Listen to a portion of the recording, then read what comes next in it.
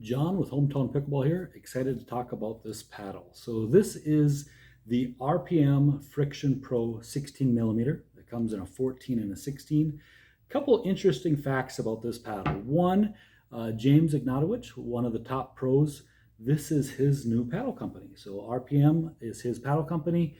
He has been working on paddles for quite a while here now, and just recently ended his relationship, I guess we'll say, with Selkirk, and he is now running and operating this paddle company. And so definitely the technology in it, I like a lot of things. They're very similar to other paddles, but he has some definite uniquenesses that help make this paddle a better paddle.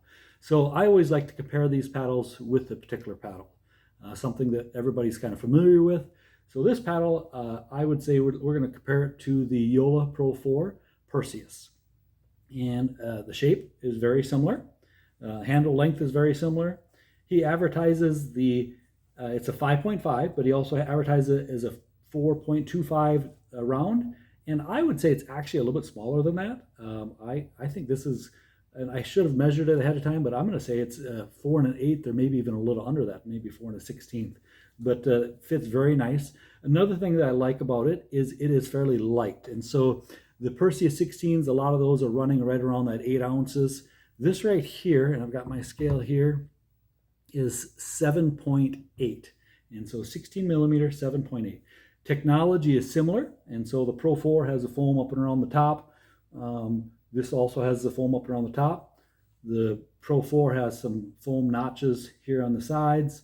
This does also, but these ones are a little bit bigger foam notches down here in the bottom. What that does, and lots of times you think of these little changes don't mean that much, but what that does is it gives a little more flex when you're hitting a hard drive in this throat area. And so if you're hitting a hard drive, you're going to have a little more power with this paddle.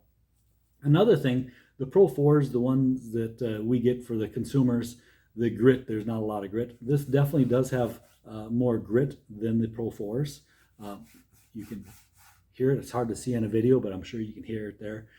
Those are there, to me, are a couple of the main differences. The lightness, I would definitely recommend adding some weight for the average person.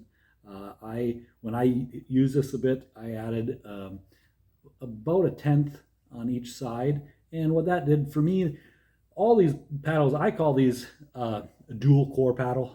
That's just kind of why I call it, because it's part honeycomb, part foam. So I call it a dual core. With these dual core paddles, a lot of times that sweet spot's a little higher, the Pro 4 especially. When he's added a little more foam down here, and then when I add that weight, this has more of that traditional sweet spot.